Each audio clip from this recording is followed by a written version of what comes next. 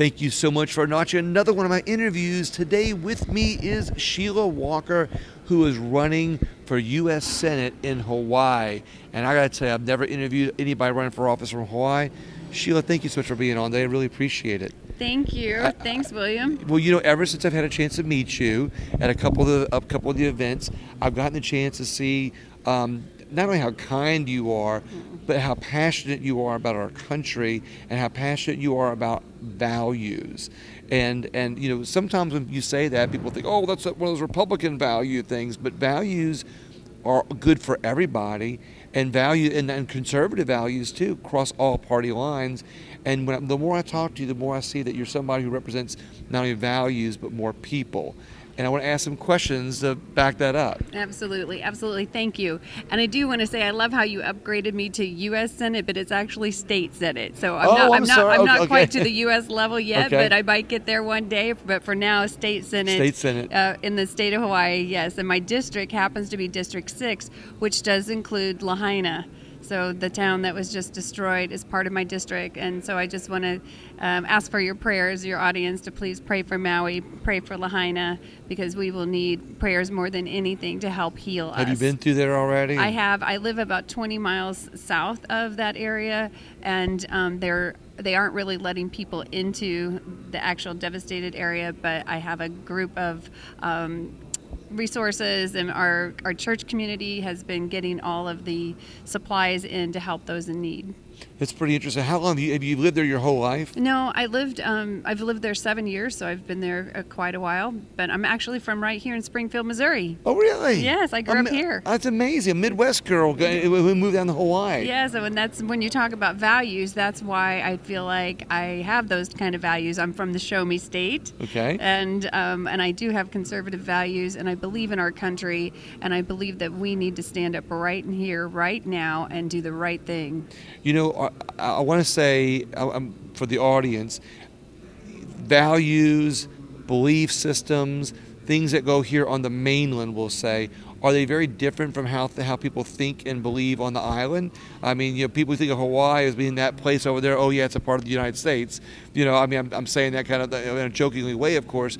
But I mean, is because of vacation place? I know people live there, but I mean, because it's primarily thought of as a vacation place, do people think differently on the island from the rest of mainland America? No, absolutely not, especially on the island of Maui. It's a very, very tight-knit community, very close, very conservative, very family-oriented. They all stand for life. They all want lower taxes. They all want a better quality of life. They all want less government in their lives. They want their freedoms. So it's very, very much like a community in the Midwest or a rural area. The only difference is they've been taught from their fathers and grandfathers and ancestors that the way to vote to get their freedoms is Democrat.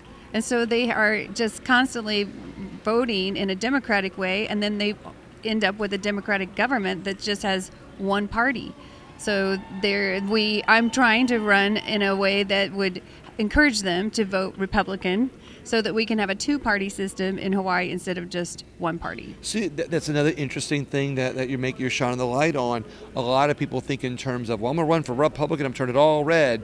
And some people think of turn it Democrat and run it all blue. But you're saying, hey, look, I just want to convert enough people to, one, get elected, but two, be able to have more of a how shall I say, a balance, if you will. Absolutely. There needs to be balance. All sides need to be heard. Both sides need to be heard. I mean, I wish there were more than just two, but right now, the way our state is run, we only have two parties that you're able to join in order to run for office. So you need to be affiliated with one or the other. I prefer to be affiliated with the Republicans. Right. But both parties have, good qualities, and both parties, unfortunately, have some not so good qualities. So we need the balance of both. I love this. I love hearing the balance approach, but I love hearing that you're not saying, look, I'm gonna force my values on you.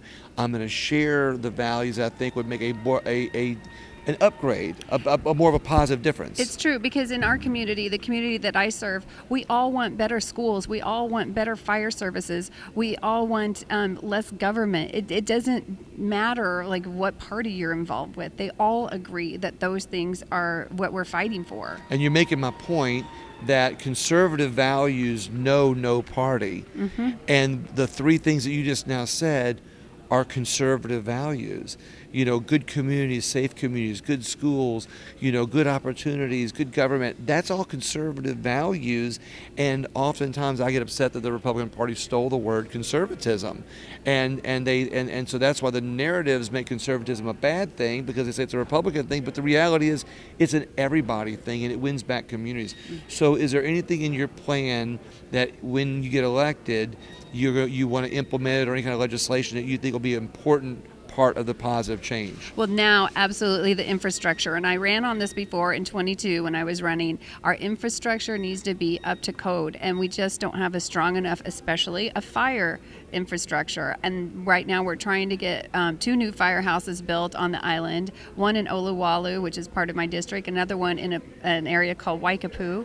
And both of these areas need fire services, and right now they're very underserved, and these are 2 hot spots for the wildfires. No pun intended. I'm saying that meaning that if there would have been a firehouse, then there wouldn't have been as many hot spots. Could have been. And then there's a water issue as well. Our water rights are being hijacked by some companies who divert the water from the areas that they're supposed to go to. So our firehouses need to be well served with water. It's amazing how government and business can get in the way sometimes of people's rights. And you're fighting for people's rights in Hawaii. Absolutely. The families that live there deserve to come first. And I put that on my business cards, Maui first. Maui needs to come first. Not the resorts, not the businesses, not the corporations. Maui people come first. I love this. How can people find out about you? Please follow me on social media, Sheila Walker for State Senate, on all platforms. State Senate. Sheila Walker for State Senate. And also votesheilawalker.com. Thank you so much. Thank you, Sheila, you're William. amazing. I hope more people go check you out. And, not many people think of Hawaii as being a battleground, but you know what? It's a battleground now. It looks like a battleground, but you as state senator will do some things to help bring values back to your community. Thanks, Thank William. you so much. Everybody, have a great day. Thank you so much.